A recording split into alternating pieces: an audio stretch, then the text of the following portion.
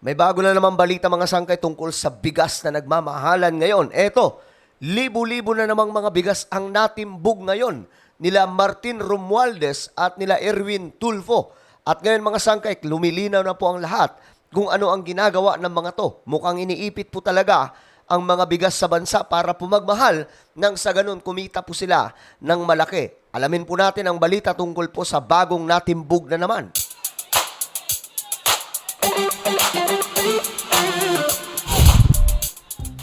So magandang oras po sa lahat ng ating mga kababayan mula sa Luzon, Visayas, Mindanao, Sabah at maging sa ating mga kababayan na nasa iba't ibang bansa. Eto, may balita po kasi tungkol po sa mga bigas na naman dito sa ating bansa. Nako, nagmamahala ng mga presyo ng mga bigas na ito, no? Iba't ibang klaseng bigas sa ating bansa na inirereklamo na po ito ng marami sa ating mga kababayan, and for sure, kahit kayo, nagrereklamo na po sa kamahalan na bigas. Ako nga mga sangkay, gaya ng sinabi ko, nakaraan, pagkatingin ko sa bigas, halos lumuwa yung mata ko. Bakit yung binibili namin na I think 52 pesos or 51 pesos na bigas, bigla pong naging 60 plus. Diba, ganun po katindi. Ngayon mga sangkay, eto na, may natimbog na naman. At dito, pinaliwanag po nila Erwin Tulfo kung ano ang kanilang gagawin para dyan. Before anything, mga sangkay, i-subscribe nyo po muna ang ating channel. Ngayon, okay, subscribe nyo po, pindutin nyo po yung subscribe button na makikita po sa ibaba. I-click ang bell at i-click nyo po yung all. Ulitin ko, click the subscribe down below, click the bell, and click all. So, ito na nga, tingnan po natin. Ito po, nakaraan, ito po yung sumabog na balita. August 24, napakarami pong bigas na mga itinatago. So, ang ginagawa po kasi, same po sa nangyari sa asukal, sibuyas noon, mga sangkay, yung mga smuggled na mga produkto dito. Ang ginagawa po nila, same. Itatago ang produkto na ito, tapos hihintayin na magmahal ang mga kung anumang product na kanilang itinatago, like bigas. At pag nagmahal na, saka po nila ilalabas ang mga yan para po kumita sila ng malaki. Diba? Ang galing ng mga lokong to. Ngayon, eto, mga sangkay, may bago na naman. Eto po yung natimbog na pinakabago. Ayan po. Inspeksyon po na sorpresa sa mga warehouse ng bigas sa Balagtas, Bukawi. Ayan po, tingnan nyo kung gaano karami yan. Ganon po katindi ang nangyayari sa ating bansa. At sa tingin ko, kailangan na po talaga itong masampulan. Hindi po yung tipong malalambot lang na mga salitang, nako. Kaso ang sinasabi mga sangkay, kailangan pa po di umano dumaan sa due process. Kasi nanggigigil na yung mga Pilipino eh. Yung mga Pilipino, sinasabi po nila na hindi, dapat masampulan na yan. Kaya nga lang, isasagot naman ng mga opisyal, hindi, kailangan pa dumaan sa proseso. Hindi naman pwedeng laktawan natin yung proseso. Ang pagkakaalam ko kasi mga sangkay, bibigyan po ng 2 weeks. Okay, 2 weeks. Mga sangkay ang ibibigay sa mga may-ari ng mga bigas na ito, ng mga nagtatago. Baga, sa 2 weeks na ito, na natimbog ang mga bigas, titingnan po muna kung mga expire na ba ito o hindi. Tapos titingnan po yung mga papel.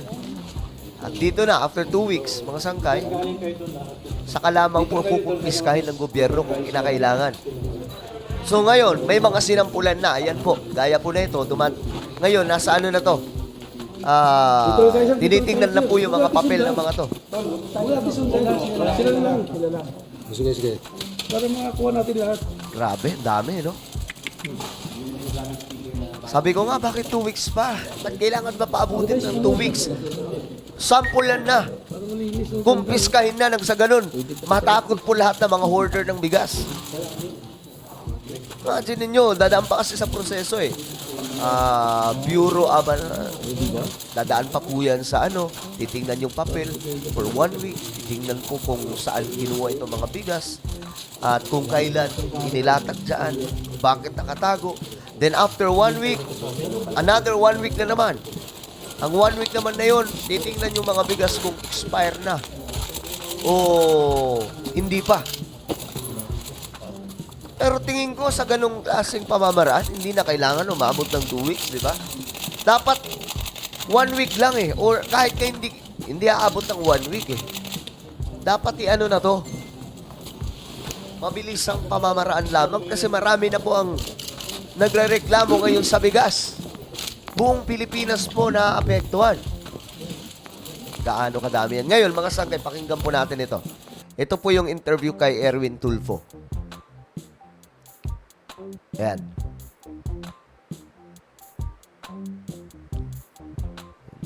Ba't nag-loading? Aljo, ang ating Ayan pinaka-iintay na. kasi may panibagong bodega na naman po. Oh. Napuno ng sakong bigas. Ang Sir ACT-CIS Party List, Congress Umaga. Oo. Kumusta tapos po?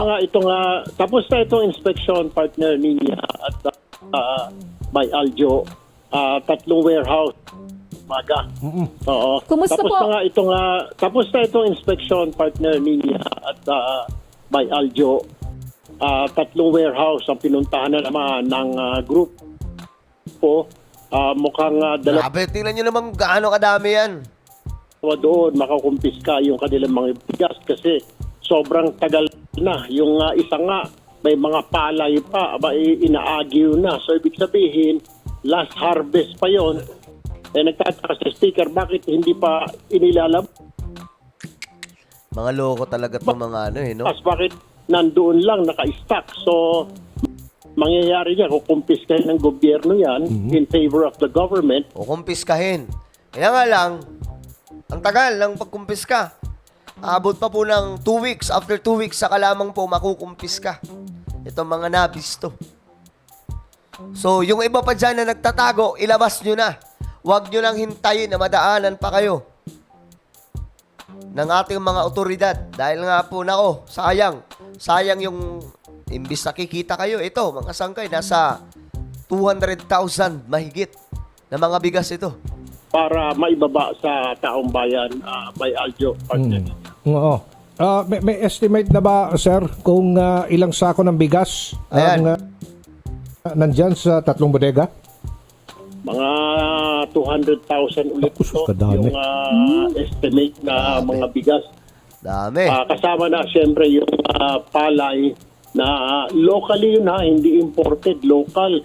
Nakapagtataka na naka-imbak lang doon. Ako, matik na ang ginagawa nila. Ang gusto ng speaker ay sabi niya ito ay hoarding na. Oh. So definitely kukumpiskay na ng gobyerno yan, ng DA in favor of the government para maibenta at maipasa sa murang halaga by Aljo, partner niya. Sa tingin niyo po, Congressman, gaano nakatagal na, o kumbaga, quote-unquote, naka-hoard o nakatago po yung mga sako-sakong bigas? Sabi niyo, nasa 200,000. Yung iba, yung locally produced, nasa 3 months na raw. Itong Grabe namang... mga imported, mga dumating lang daw noong July. Pero sobrang dami kasi. Plus isama mo pa Ang yung tagal tatlong na pala. nahuli dati ng 2 weeks na to. I think magto 2 weeks na binigyan sila ng Bureau of Customs to come up with documents. Pag wala, kukumpiskahin ng gobyerno. Pag Ayun na. Paano kung magkabayaran na naman? Ayun na naman tayo eh. Kaya walang nasasampulan eh. Kasi mamaya, magkabigayan na naman. So wala na naman tingnan po natin kung may makukumpis ka. Kasi ito po yung problema ngayon mga sangka eh. Wala pong nasasampulan. 'Di ba? Kukumpiskahin after 2 weeks. Pero tingnan po natin kung magkakatotoo na may makukumpis ka. Kasi ang point dito, mga sangkay, hindi lamang po yung mga papel, yung mga documents. Kundi yung ginawa nila na pag-ipit sa mga bigas na ito, pagtatago. Doon pa lang dapat kinailangan na po talaga sila makumpiska. Bakit yung tinatago yung mga bigas na yan? Nagkakamahala na nga yung bigas sa sa market. 'Di ba? Wala talaga sa ayos. So, hindi natin alam kung paano gagawin ito ng ako pa yung tatlong nahuli dati ng gobyerno. Pag nagkataon, aabutin ng halos sa 500 sacks of rice ang makukuha ng gobyerno at Abutin ng mga 500,000. Sako ng bigas sa makukuha ng gobyerno kapag nakumpiska ito. pag ito inilabas sa palengke, bababa itong presyo. Aminado naman na by Aljo, partner niya na yung mga bigas ay actually pwedeng ibenta. Sabi ng isang nagmamanage doon na bodega, pwedeng ibenta ng mas murang halaga by Aljo. Diba? Huli, buti nagsalita. Sino kaya yun? Nako, baka matanggal ka na sa trabaho mo. Ano daw ang dahilan, sir? Bakit nila inimbak ng matagal dyan? At anong plano nila dyan? At yan. inimbak lang nila? Sir? Kasi may mga buyer daw sila, Nako. mga fast food. So, kanya-kanyang... Yun din yung isa, ganong kadaming fast food. Bira namang mga palusot yan. Ano yan? 200,000, 500,000 in total, para lang sa fast food. Ayun na nga, partner niya. So, hindi na iniwala si speaker dyan. Pag nakumpiska ng Bureau of Customs ito, diskresyon ni Pangulo kung sa dadalhin. Pero initially, sabi ni speaker, nag-usap daw sila ng Pangulo, either between sa DSWD, sa Kadiwa, or di kaya sa DA para i-stock ng NFA. Pero, siyempre, yan ay i-inspectionin na mabuti ng mga rice experts natin kung consumable ba yung mga naka-impact ng mga bigas. Kasi may mga agyo na, napakadami. 65,000 na palay, saksong Loko-loko palay. no? Ay, ina-agyo na doon sa Grabe. isang bodega, partner niya by Aljo. Sir, marami pa siguro dyan bodega na maaari yung inspeksyonin pa. Hindi lang natin siguro babanggitin, pero sunod-sunod na ito, sir. Maganda ginagawa po ninyo. Actually, ang isa lang ang mensahe dito ng Speaker of the House, dahil may oversight function naman kami.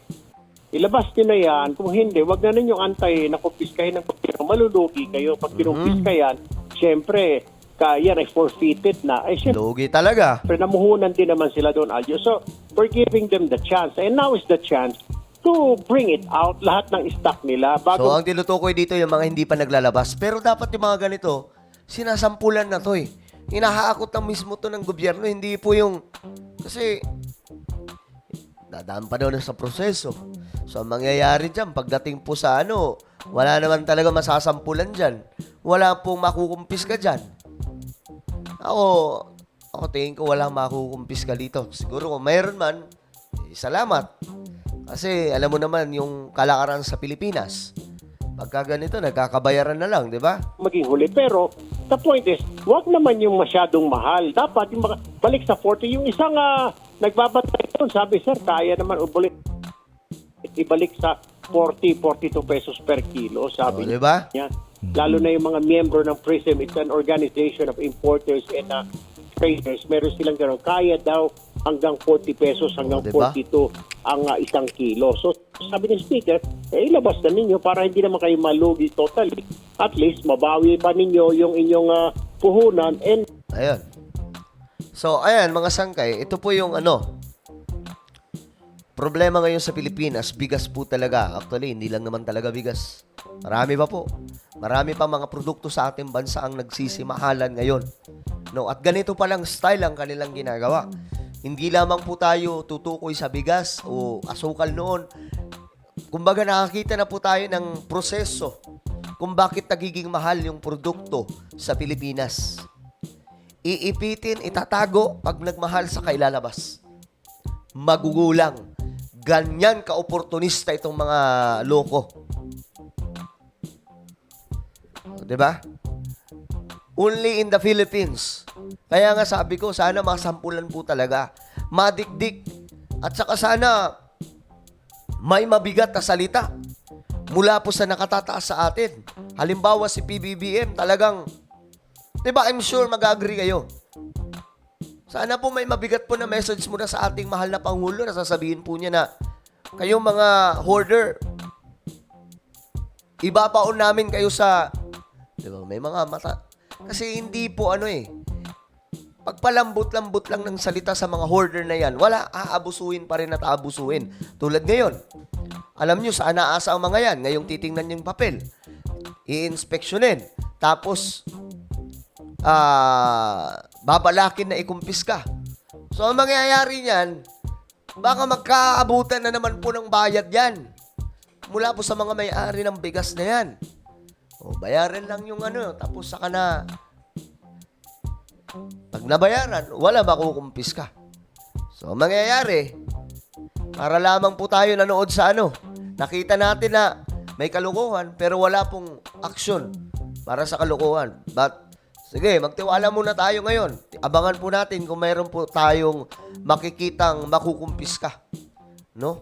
Para maibenta ito kasi imaginein mo, aabot daw po sa 500,000 na sako ng bigas ang pwedeng makumpiska ng ating gobyerno. Well, ano po ang inyong komento tungkol po dito? I-comment nyo lamang po sa ibaba. And now, I invite you to please subscribe my YouTube channel. Ito po ay Sangkay Revelation. Hanapin nyo lamang po ito sa YouTube, mga Sangkay. At syempre, kapag nakita nyo na, i-click nyo po yung subscribe, i-click nyo po yung bell, at i-click nyo po yung all. So, ako na po ay magpapaalam hanggang sa muli. This is me, Sangkay Janjan. Palagi nyo pong tatandaan that Jesus loves you. God bless everyone.